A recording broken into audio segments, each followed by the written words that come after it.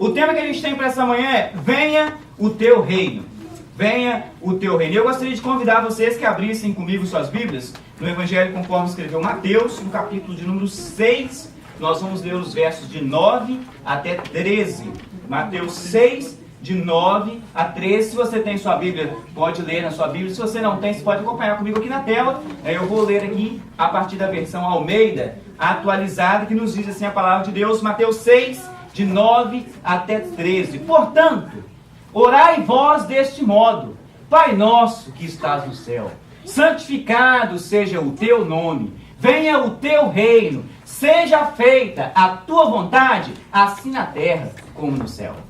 O pão nosso de cada dia nos dá hoje, e perdoa-nos as nossas dívidas, assim como nós também temos perdoado aos nossos devedores. E não nos deixes entrar em tentação, mas livra-nos do mal, porque teu é o reino, e o poder, e a glória, para sempre. Amém. Amém. Vamos orar mais uma vez, amados? Senhor, nós estamos à tua presença, Pai, para bendizer o teu nome, para engrandecer a ti, mas também, Senhor, para receber de ti uma porção da tua palavra nesta manhã. Senhor, nós te pedimos, Senhor, que o teu Santo Espírito, que mora em nós, que está conosco, Senhor, ministre profundamente aos nossos corações e faça-nos, ó Pai, entender clara e perfeitamente a tua vontade para as nossas vidas hoje. Senhor, que a tua palavra, né, encha o espaço em nós que nós trouxemos para cá, reservado para ti, ó Pai. Tire de nós, Senhor, tudo o que não presta e coloque em nós simplesmente o teu querer, a tua vontade. Pai, porque assim como nós cantamos, o que nós queremos é estar na tua presença. Senhor, porque na tua presença, Senhor, a chama do teu Santo Espírito está sempre ardendo e ardendo nos nossos corações. Nós te bendizemos por isso. Senhor, que eu seja aqui um vaso nas tuas mãos, que da minha boca saiam tão somente as tuas palavras e nada mais do que as tuas palavras, para que haja edificação nesta casa, Pai, para que haja edificação de vidas, transformação de vidas. Senhor, que o Senhor fale profundamente aos nossos corações, é o que nós te rogamos, não no nosso nome, mas no bendito e santo nome de Jesus Cristo, nosso Salvador. Amém. Amém. Esse texto que nós lemos, comumente a gente conhece como a oração do Pai Nosso, em inglês é conhecido como a oração do Senhor. É um texto muito conhecido, recitado muitas vezes e por muitas pessoas, talvez de cor, e eu acredito que provavelmente todos nós saberíamos recitar esta oração ensinada pelo Senhor Jesus para os seus discípulos, de cor, sem problema algum. Mas essa é uma versão mais completa, desta oração que tem na versão Almeida. Não sei se vocês repararam, mas na versão que a gente leu na tela, essa última parte, porque teu é o reino, o poder e a glória para sempre, amém, está entre colchetes, algumas Bíblias têm entre parênteses. É porque esse texto foi um texto que não foi achado, essa parte do texto, não foi achado em todos os originais, ou em todas as cópias mais precisas, e alguns ficaram meio na dúvida, tem ou não tem, tem ou não tem, e tanto é que algumas versões da Bíblia nem tem essa parte, nesse mesmo texto do Evangelho de Mateus. O Evangelho de Lucas é bem mais curtinha, esta oração. O que me faz lembrar de uma história, é que nas igrejas episcopais, eles costumam recitar essa oração antes de todo culto. E um garotinho, aqueles garotinhos sempre se espivetados dentro de igreja, toda igreja tem um, né? Aqui eu acho que os garotinhos espivetados são mesmo. O garotinho era de uma igreja que recitava a oração completa, igual a gente leu agora aqui em Mateus, e chegava no final, só que eles foram visitar com a família uma outra igreja, e quando chegou lá, quando começou a oração, ele falou: agora eu sei. Levantou no primeiro banco, em pé no banquinho, e está falando a oração de cor. Quando chegou no final, ele falou: porque teu é o reino, poder, a igreja todo mundo parou, porque eles conheciam a versão mais curta, né? Ele olhou para o pai e falou: pai, essa igreja aqui não tem poder e glória, não? Que a nossa igreja seja a igreja que tem poder e glória, né? Que teu é o reino, o poder e a glória. E, amados, a gente vive num país onde é uma democracia presidencialista, nós temos um presidente, com exceção das nossas crianças, nós todos viemos de lugares onde se tem presidentes. O caso do irmão José, que é de Portugal, também ali, tem o presidente, mas tem o seu primeiro-ministro, o país com estruturas diferentes, mas nem todos nós, e provavelmente nenhum de nós, está acostumado a viver num lugar onde se tem a monarquia. Eu nunca tive um rei, sem ser Jesus. Não tenho no país um lugar que a gente chama, não, esse ali é o rei ou é a rainha, alguma coisa. Eu não sei quanto a vocês, mas eu imagino que vocês também não têm tanta experiência. O que faz pra gente se tornar um pouquinho talvez mais complicado para você entender como é que é reino. Não sei como é que é reino. Nunca tive que trabalhar debaixo de um rei. Não sei como é que é ser súdito de um rei. E o reino de Deus é um reino que a gente é súdito. E a gente precisa saber como é que ele funciona, para que a gente tenha certeza de que nós estamos servindo ao nosso rei como funciona. Mas a primeira pergunta talvez seja, o que é reino? O que é reino? E a resposta mais simples e clara para isso, reino é um lugar onde o rei tem o seu domínio. Reino é um lugar onde o rei tem todo o seu domínio. E o que é o reino de Deus? O reino de Deus é um lugar onde Deus tem o seu domínio. E o que me deixa na curiosidade é o seguinte, a nossa vida é reino de Deus? Deus tem domínio da minha vida? Deus tem domínio da minha vida? Mateus 13 tem 7 parábolas diferentes. Aliás, a gente conhece Mateus 13 como uma sequência de parábolas do reino. O reino de Deus, ou o reino dos céus, alguns teólogos diferenciam o reino de Deus e o reino dos céus como duas coisas diferentes, outros consideram como uma mesma coisa, mas de qualquer forma é um lugar onde Deus reina, onde Deus governa. Mateus 13 tem 7 parábolas diferentes. E curiosamente, porque são parábolas, são histórias, são sugestões, e nenhuma delas Jesus fala para os seus discípulos, o reino de Deus é desse jeito. Ele fala, o reino de Deus é como? E dá um monte de coisa. Ele conta a parábola do semeador, e depois quando ele explica a parábola do semeador, e a gente conhece a parábola do semeador, semeou a semente nas pedras, nos espinhos, na terra boa, na beirada da estrada, um monte de lugar diferente. Quando ele explica a parábola do semeador, ele fala, o reino de Deus é dessa forma. O reino de Deus é dessa forma. E ele conta ali a parábola da mostarda, do grão de mostarda. O reino de Deus é como o grão de mostarda. Talvez as pessoas pensam assim, ou poderiam pensar pra gente, não sei quantos de vocês têm familiaridade com grão de mostarda. Pessoalmente, além de livro, de pesquisa, eu não tenho nenhuma outra familiaridade com grão de mostarda. Mas é um grão pequeno. Mas a planta é uma planta grande. E quando Jesus compara o reino de Deus como um grão de mostarda, não podia ter comparado com a planta maior. Talvez se a gente como brasileiro, o reino de Deus é como um pé de manga. Mas com a cebolinha de folha, talvez seriam coisas que fariam mais sentido pra gente. Alguma árvore frondosa, com fruto pesado, com fruto grande, que impõe respeito. Não, mas essa coisinha frágil. E é o que o Senhor Jesus compara o reino de Deus. Outros textos, Mateus 18, Mateus 20, Mateus 22, Mateus 25, tudo trazem comparações pra gente a respeito do reino de Deus. Mas eu gostaria que nessa manhã a gente falasse de 3 coisas que o reino de Deus é. E 3 coisas que o reino de Deus pode fazer diferença para a minha e para a sua vida. Hoje, século 21, 31 de maio de 2015. Que o Senhor faça uma grande obra para nós. Se você quiser anotar, na costa do seu boletim tem algumas lacunas e você pode completar aí. A primeira informação que eu gostaria que a gente falasse é que o reino de Deus, ele é de dentro para fora. Ele é um reino que não começa do lado de fora e vem tomando conta do lado de dentro. Ele é um reino que começa por dentro. Lucas 17 e 21, algumas pessoas perguntam para Jesus, mas Senhor, como é que a gente sabe que é o teu reino? Como é que a gente sabe que o teu reino chegou? Porque João Batista já tinha pregado, o reino de Deus está aqui, está às mãos. O reino de Deus chegou, é chegado o reino de Deus. E as pessoas perguntam para ele, Senhor, como que a gente vai saber? Ele fala, você não vai saber. Lucas 17, 21 fala isso. Porque o reino de Deus, ele vem de uma forma invisível. Esse é o texto diz. Ele está dentro de você. Alguma versão fala. Outros falam, ele está entre vocês. O reino de Deus está dentro de nós. O reino de Deus está dentro de você. O reino de Deus está dentro de mim. Durante a Revolução Inglesa, o rei, e a gente conhece isso hoje, tem a rainha da Inglaterra, a rainha Elizabeth. O que ela manda no país dela? Nada, é chefe de Estado. E apareceu uma frase nova. E que a gente conhece na história, o rei reina, mas não governa. Essa é a frase da história, Revolução Inglesa, o rei reina, mas não governa. E o nosso Deus é um rei que reina, mas ele governa a sua vida? Ele está governando, ele está reinando, mas ele governa a minha vida? O reinado de Deus começa dentro das nossas vidas. O reinado de Deus começa na minha e na sua vida. Porque ele vem de dentro para fora. Como é que é a sua vida? É uma monarquia tradicional, onde o rei manda, ele dá ordens e os súditos obedecem? Ou é uma monarquia parlamentarista? Tipo a gente vê na Inglaterra, tem lá o rei, não faz nada, o primeiro-ministro é que diz as coisas. Ou quem sabe é uma democracia, as nossas vidas. Vive a partir da opinião dos outros. O que os outros falam, o que os outros votam para a minha vida, é o que eu vou fazer. Ou a gente vive uma vida debaixo do reinado do nosso Deus. É um desafio para nós entender como que o reino de Deus, quando a gente canta, venha o teu reino, quando a gente ora, venha o teu reino, quando a gente fala, venha o teu reino, nós estamos pedindo, Senhor, toma conta da minha vida e faça da minha vida o seu reino. Toma conta de mim, eu sou seu súdito, e a minha vida vai ser uma vida debaixo de uma monarquia, onde o Senhor é o rei. Mas as pessoas têm vivido vidas baseadas no que os outros pensam delas, ou no que elas mesmas acham ser melhor. Só a própria votação, né, da sua própria vida. Deus precisa reinar nas decisões, muitas vezes por nós até julgadas, insignificantes da nossa vida. Pessoalmente, eu não acho nada.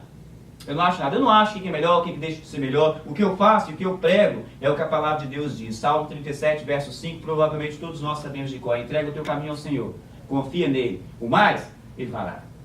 Eu coloco a minha vida nas mãos de Deus. É a oração que nós precisamos fazer, Senhor. Que o Senhor toma conta da minha vida. Que a minha vida seja teu reino. Que a minha vida seja um lugar onde o Senhor governa. Que a minha casa seja um lugar onde o Senhor governa. Que a minha família seja um lugar onde o Senhor governa. Porque se nós orarmos dessa forma, a igreja onde a gente reúne vai ser um lugar onde o Senhor governa.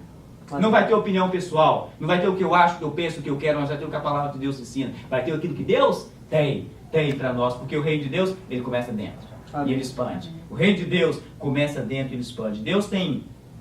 Se Deus tem governado, né, o seu interior, consequentemente, ele governará também todo o seu exterior. Quando nós estivermos no nosso trabalho, quando nós estivermos em reunião da nossa família, quando nós estivermos com os nossos amigos, com os nossos irmãos na igreja, se Deus está governando a minha vida, interiormente, exteriormente vai aparecer. Exteriormente vai aparecer. E que a nossa oração seja sempre isso, né? Senhor, que venha o teu reino. Mas isso significa para nós, se uma vez que o reino de Deus é invisível e ele está dentro de nós, que só quem pode fazer essa oração, venha o teu reino, é quem tem Deus dentro de si. E para que a gente tenha Deus dentro de nós, que a palavra de Deus fala, Romanos 9, dá a explicação. Se com a sua boca confessar o Senhor Jesus, e em seu coração crer que Deus o ressuscitou dos mortos, será salvo. Visto que com a boca se faz confissão para a salvação, com o coração se crê para a justiça. E a palavra de Deus, Efésios 1, verso 13, fala que quando nós cremos em Jesus, ele nos sela com o seu Santo Espírito. Amém. A palavra diz: em quem vós estáis, falando de Jesus, né? Depois que ouviste a palavra da verdade, o evangelho da vossa salvação, e tendo nele crido, fostes selados, marcados com o Espírito Santo da promessa. Quando Deus nos marca com o seu Santo Espírito, que é a promessa, é a garantia da promessa, nós estamos dizendo: eu sou seu súdito. Amém. Eu sou seu súdito. Reina em mim. Mas aí entra um outro detalhe. Em algumas horas a gente deixa Deus tomar conta da nossa vida para a nossa salvação, mas a gente não quer deixar Deus tomar conta da nossa vida para o nosso trabalho, não quer deixar Deus tomar conta da vida para a nossa família, até para as decisões que a gente faz com o carro da gente, né? O que a gente vai fazer, o que eu vou fazer no trânsito hoje. E em algumas horas a gente fala para Deus: o Senhor entende de céu, de terra quem entende aqui sou eu, que moro aqui, eu que sei as coisas. E o Senhor quer governar a minha e quer governar a sua vida. O reino de Deus começa dentro e daí ele sai. O reino de Deus é de dentro para fora. Segunda coisa, pode anotar aí se você quiser. O reino de Deus também ele é específico. Ele não é um reino solto, né? Ele é específico. Algumas horas quando a gente faz a pergunta para alguém assim: como é que você está? Como é que você está? Como é que você está? E a pessoa responde para a gente: você tirando as coisas que tá ruim, o resto é tudo bom. E pessoalmente eu falo isso de vez em quando. Tirando o que não tá ruim, o resto tá tudo maravilha. Mas sabe uma coisa? Isso é a realidade. Porque se tirar da nossa vida o que não presta, o resto é tudo bom. E curiosamente, o que não presta na nossa vida e tudo que está ruim na nossa vida não vem de Deus. Não tem nada que está ruim na sua vida. Se você fizer uma lista de coisas na sua vida hoje, falar essa coisa está ruim, ela não é de Deus. Ela não vem de Deus. É uma dificuldade pessoal, é um problema que Satanás trouxe, né? Aqueles que estavam ontem lá no encontro de casal, uma raposa, uma raposinha, né? São coisas que você vai entender que não é de Deus. Não vem de Deus. Porque tudo o que vem de Deus é bom. E tudo que está de errado no mundo é culpa do pecado. Tudo o que está de errado no mundo é culpa do pecado. Tudo começou no Éden. Tudo começou no Éden. E a palavra de Deus nos fala, em 1 João 3, verso 8, que quem continua pecando, ou quem vive na prática do pecado, pertence ao diabo. Porque o diabo peca desde a criação do mundo. E aí tem uma declaração maravilhosa que eu gosto demais da palavra de Deus. E o Filho de Deus, Jesus Cristo, veio para isto, 2 pontos. E dá a explicação. O que Jesus veio fazer aqui?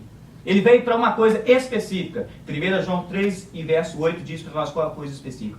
Para desfazer o que o diabo tem feito. para desfazer as obras do diabo, para desfazer as obras do maligno. O que Jesus veio para poder fazer é uma obra específica. O reino de Deus é uma obra específica, tirar tudo que não presta, para que a nossa vida seja uma vida boa. Para que a nossa vida seja uma vida maravilhosa. E quando a gente ora, Senhor, venha o teu reino, eu estou pedindo, Senhor, que a minha vida seja uma vida maravilhosa na tua presença. Significa uma vida sem dificuldades? Significa uma vida sem problemas? De forma alguma. Mas uma coisa boa, o Senhor nos garante que Ele está conosco o tempo inteiro. Ele fala, não se preocupe com o mundo, eu venci o mundo. Amém. E eu estou com você. Não se preocupe, mundo, não se preocupe com as coisas do mundo, eu venci o mundo. E a promessa dele, Mateus 28, eu estou com você até a consumação do céu. O dia que acabar, eu estou contigo. Eu estou contigo. Estou contigo. Não te solto a mão. Não te solto a mão. Porque o reinado de Deus tem uma proposta, né, de fazer tudo da nossa vida ser diferente. Agora perto estás, nós cantamos agora há pouco, né? Tudo é diferente. Quando nós estamos perto do Senhor, tudo é diferente. A minha vida muda quando eu estou perto do Senhor, porque Ele tem uma obra específica. Mas isso significa também que essa mensagem do reino de Deus e a pregação, a oração, venha o teu reino, é uma pregação evangelística. As pessoas precisam sair de debaixo do poder das trevas e vir para debaixo do poder da luz, para que o reino de Deus consiga agir nela. De qualquer modo, todo ser humano está debaixo de uma autoridade espiritual. De uma autoridade espiritual. Seja essa autoridade espiritual de Deus ou seja de Satanás. Qual que você escolhe? Qual que você escolhe? Quando a gente fala, Senhor, venha o teu reino, nós estamos pedindo a Deus que o reino dele tome conta da nossa vida, que ele seja o nosso rei, eu sou seu súdito, faça comigo aquilo que o Senhor quiser. E se eu não faço essa oração, eu estou automaticamente debaixo de uma outra autoridade espiritual, que é a autoridade espiritual de Satanás. E o reino dele é de destruir. É de destruir. O inimigo vem para roubar, assim como na semelhança do ladrão, né? Para roubar, para matar e para destruir. Ele não vem para fazer nada de bom. Ele vem para roubar, matar e destruir. Mas ele não é só uma pregação evangelística, mas é também uma pregação ética. A pregação ética, venha o teu reino, é uma pregação ética, pois o Criador tem direito de governar a sua criatura. Tem direito de governar a sua criatura. Quando eu estava na universidade, eu tinha um professor de programação que ele sempre falava o seguinte: quando você tiver com algum problema no programa que você estiver fazendo no computador, qualquer coisa desse jeito, se você estiver trabalhando em coisa, e curiosamente quando você trabalha nessa área, não tem ninguém que te chama para fazer diversão. Tudo é coisa difícil. E as pessoas falam para você assim: não, é rapidinho, você vai resolver num minuto. Mas se eu vou resolver num minuto, você também vai. Né? E as pessoas sempre têm disso, em todas as profissões, são assim. Não, vem aqui, se você limpa, é uma limpezinha rapidinho, não vai custar nada para você. Então faz. Né? Todo mundo fala a mesma coisa, todo mundo tem a mesma história. Mas aí esse professor falava o seguinte: quando você estiver diante de um problema difícil, no computador, você olha para ele e fala o seguinte: quem é que pensa aqui? Sou eu ou você? Aí você sabe quem é que está no controle. O dia que ele falar, sou eu, aí você está encrencado. Aí você está enrolado. Mas aí tem uma outra solução. O dia que ele falar, sou eu, você puxa a tomada de energia. Acabou. Acabou. E na nossa vida com Deus, é uma pregação ética de venha o teu reino, porque em algumas horas vai gerar dúvida para a gente de quem é que está no controle. Quando a nossa vida quiser estar no controle, você puxa o botão e fala: não, Senhor, vem que o Senhor mesmo continua controlando. Não deixa esse homem interior, esse meu ser, velho homem, querer tomar conta de mim. E ter dúvidas, amados, não é uma coisa desumana ou até falta de fé em Deus. Alguém que a palavra de Deus fala que foi um dos maiores profetas, né, que não teve ninguém igual a ele, e essa palavra não é minha, é a palavra de Jesus Cristo, ele fala de João Batista. João Batista, numa hora ele fala: eis o Cordeiro de Deus que tira o pecado do mundo. Eis o Cordeiro de Deus que tira o pecado do mundo. Ele não tinha dúvida de que Jesus era o Filho de Deus. Tanto é que ele indica os seus discípulos, né, olha lá, num bom português e bem brasileiro, ele é o cara. Ele é o cara. Ele é o Cordeiro de Deus que tira o pecado do mundo. Mas aí quando João vai para a prisão, a coisa começa a ficar diferente para o lado dele, e ele fala com alguns dos discípulos dele. Vai lá e pergunta para ele se é ele mesmo ou se vai vir um outro. O que estava certo de que era o Cordeiro de Deus, e é uma declaração linda da palavra de Deus que a gente tem: é o Cordeiro, eis o Cordeiro de Deus que tira o pecado do mundo. A mesma pessoa que fez essa declaração depois fala: vai lá e pergunta para ele, é ele mesmo ou vai vir o outro? E curiosamente Jesus manda responder para ele. Vai lá e responde para ele. Jesus não respondeu a pergunta dele direto. Vai lá e fala com ele: o cego veio, os enfermos são curados, e aos pobres é anunciado o Evangelho de Deus. Isso sempre me deixou curioso, sabe por quê? Porque ele fala: cego vê, mudo fala, coxo anda, e os pobres Supostamente, se fosse nessa mesma conotação, isso no bom, o povo está ganhando dinheiro.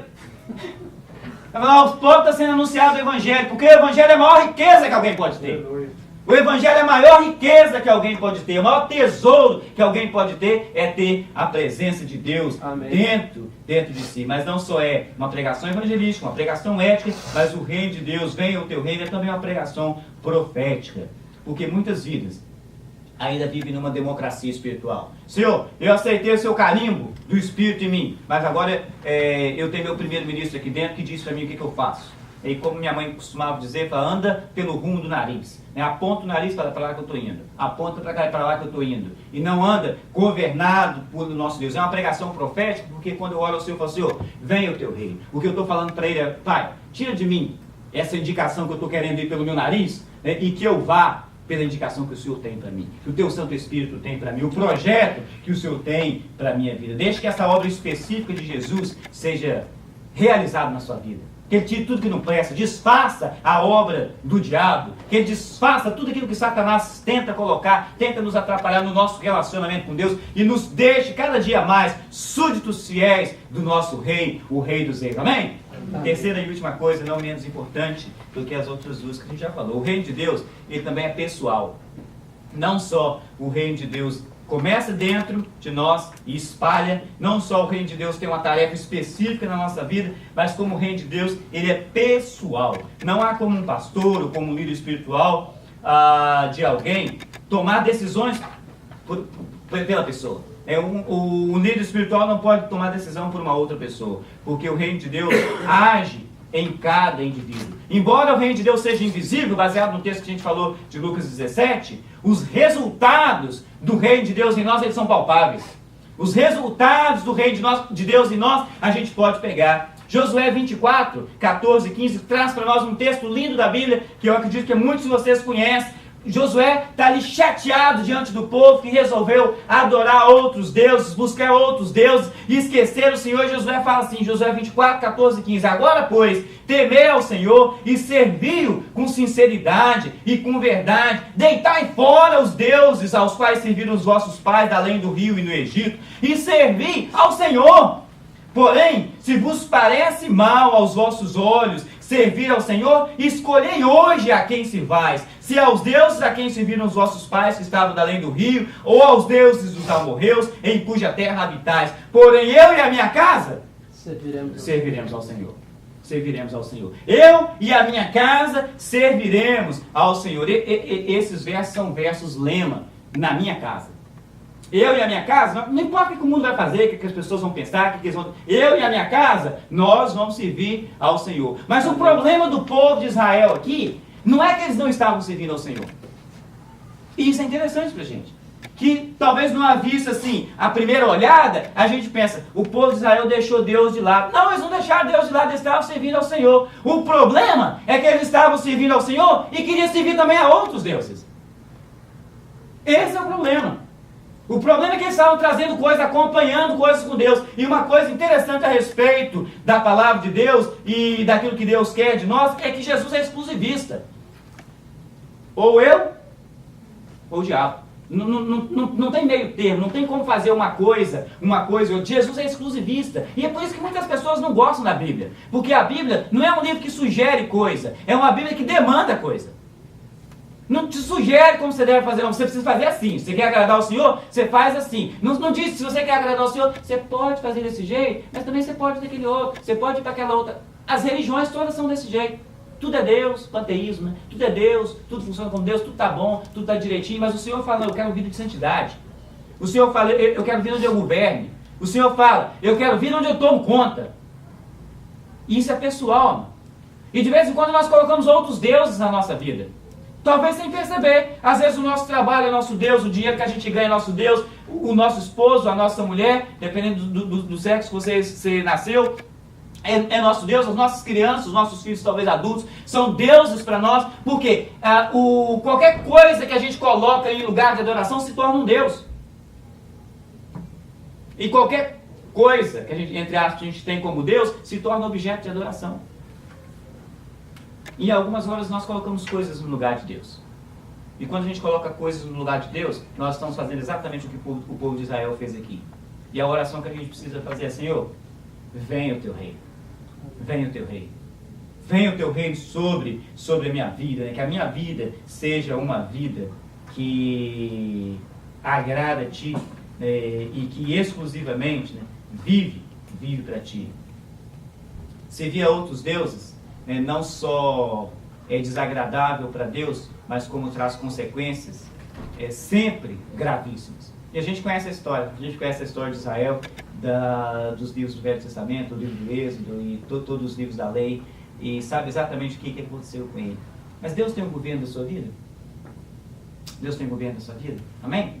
Deus tem governo, Ele toma conta de todas as áreas da sua vida. Se faz um pódio no lugar, Ele está na medalha de ouro, no primeiro lugar da sua vida, ou Ele está ali, terceirinho mais ou menos, né? O que importa é competir, ou Ele toma conta do primeiro lugar? Toma conta do primeiro lugar. E eu me lembro quando eu era adolescente, gostava de fazer aquelas corridas de bicicleta, né? Lá no Brasil eles chamam de bicicross, né? Aqui chamam de BMX. E a chateação toda, assim como em qualquer esporte, é o tal do terceiro lugar. O segundo lugar, pelo menos ele está assim, razoável, né? Teve uma boa disputa. Mas o terceiro lugar é quase que um prêmio de participação, né? Só um prêmio de participação. E a gente tinha alguns amigos que de vez em quando ia para alguns lugares e dizia, né, assim: corri lá, e como se ficou? Fiquei em terceiro lugar. Quantos tinha correndo? 3.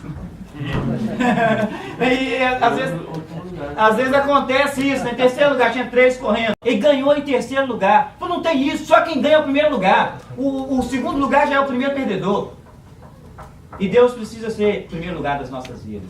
Deus precisa ser o primeiro lugar das nossas vidas. Ele tem o governo da sua vida? Amém?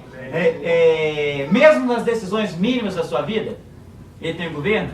Amém, né? Oração que a gente precisa fazer todos os dias é: Senhor, venha o teu reino. Naquelas áreas da nossa vida, e nós todos temos, né?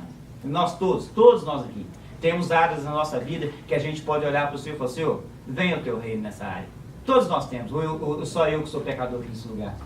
Todos nós temos áreas na nossa vida que o Senhor posso melhorar. Eu estou fazendo bem, mas eu posso melhorar nessa área. Venha o teu reino sobre a minha vida.